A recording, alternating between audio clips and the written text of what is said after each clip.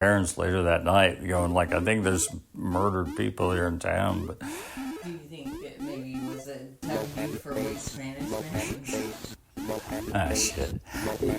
You know, number one, that's funny. Number two, that could be true. But number three, I don't think so, because the M was in the same. You understand? I wasn't looking at it upside down, looking at a W. I was looking at it right side up. And there were other things like the serial number and, you know, where it was made, like Pittsburgh Steel Company. That wasn't upside down. So I don't think that the M was a W. It was right side up. But oh my God, you're worse than she is. But do I think people were murdered in those homes? No, I don't. No, but let me just finish. The whole point is I lived there, and then my parents went to buy a house. And one of the houses, we wound up getting this other house that I won't get into that right now. Oh, you want me to get into it? Okay, I will. Let me check my battery. I mean, I might have to use that crank radio. But anyway, when we got to Yukon and we moved in that rental house, and then my parents bought a house, and one of the houses we bought was, one of the houses they looked at was over in this neighborhood. And I, just as a young man, a young boy, I thought it was a really cool house. It wasn't extravagant, right? It was one story, but like I said earlier, it had trees and stuff like that. I just thought it was a neat house. I thought that'd be fun to live there.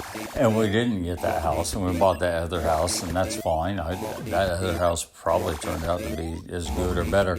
But the house that we almost moved into turned out to be the house of one of my classmates. I'm not going to say her name because I don't say names on anything. But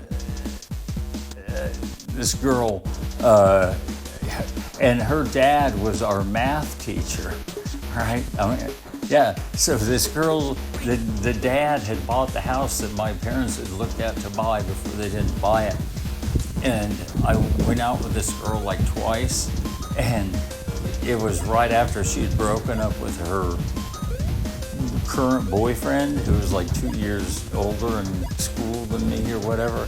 And it was the only time I've gotten a shakedown, really. Well, that's not true. In America, that's not true either. But the word got out that I was going to go out on a date with this girl who's our math teacher's dad. And I got pulled over by a gang of like 5 guys in a car.